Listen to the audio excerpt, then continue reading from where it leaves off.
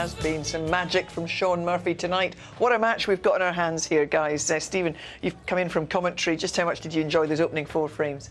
Well, I said the first 3 were as good as I've seen Shaun play in terms of his whole demeanour, his whole focus, the way he went about it. The second frame would probably give him more pleasure than the 2 centuries, the way he pinched that. But when you're playing that well and you're in that much of a groove, when all of a sudden something knocks you out, like he played a careless positional shot, sometimes it's hard to get back into that groove quickly, and he played a couple of bad shots. Yeah, real entertaining opening 4 frames. High standard of snooker here. When you look at the stats, you know. You know, I think sometimes we do Shaun a disservice, myself included, when we say he's not as good a safety player as the rest of the guys, and it's easy to forget sometimes just how good a player he is.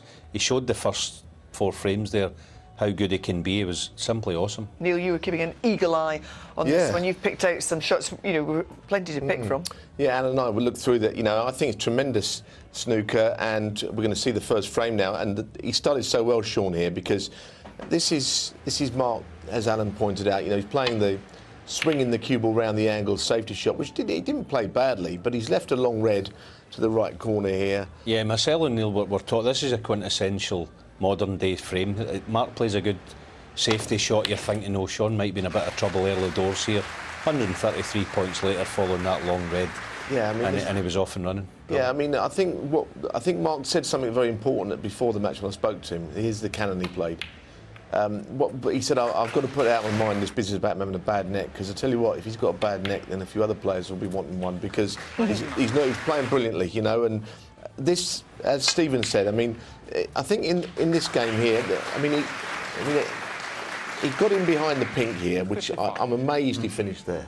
Yeah, and he is, but the cue ball's come off the cushion enough for it to be a comfortable shot to go into to use the reds as a stopper. I think a lot of players would have played into the bunch here. Especially being a lefty, it's comfy bridging for a lefty, that, isn't it? Yeah, but we all know Mark Williams. I mean, he just loves to just drop balls in dead weight, and just you know, possibly the fact he knows he's 62 ahead from potting that black, he doesn't need to go into the bunch. Maybe that was in the back of his mind. But I think a Murphy or a Sullivan would have gone into the bunch there. I think he miscalculated, or certainly he missed a trick in playing low value colours where he needed the black at the end. But in the end, he took them. I mean, this is as good as the ping. You know, he drills this in the middle. He's got so much confidence. But there's always the worry that he's got to put the black down the cushion because he didn't take out enough value colours in dishing up. But in it goes. And I think what happens is, you know, these frames hurt more than the ones where someone makes a century against you. And here's another. This is great cueing. You picked out some shots here, Alan. Yeah, we loved a couple of blacks in the spin here. 2 colours in a row. Actually hits these ever so well. They're going in the middle of the pocket, and then he's got I think it was a couple of nice pinks. This was a big pressure shot after the reds open. Just wriggled it in, and then another one with nice control. Beautifully. Someone sent me a tweet, actually, said that one, the first pink where the red was next to it, he thought it was hitting them both at the same time, which, of course, if it was simultaneous, it would be a foul. But I don't think it was. I think the general feeling is, you know, it was pink first, and he had enough room to go through, and it was a brilliant break. Steamed into that 3 frames to 0 lead. Just how important do you think, in context of this match, was the 4th frame? Oh, huge. I mean, Mark Williams would be delighted. He's 3-1 down, but he'll be absolutely delighted being 3-1 down.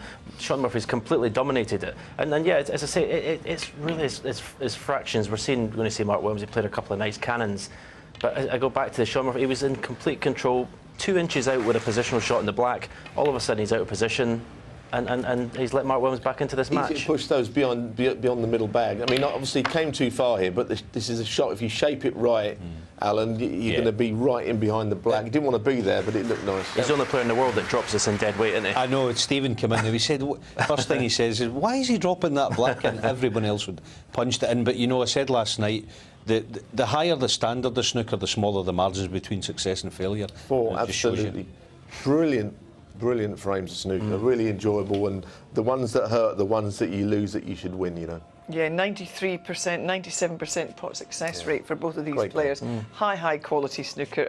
We can't wait to get it back underway. Hugely entertaining, as I said. We'll bring you the conclusion of Mark Williams against Shaun Murphy in just a couple of minutes.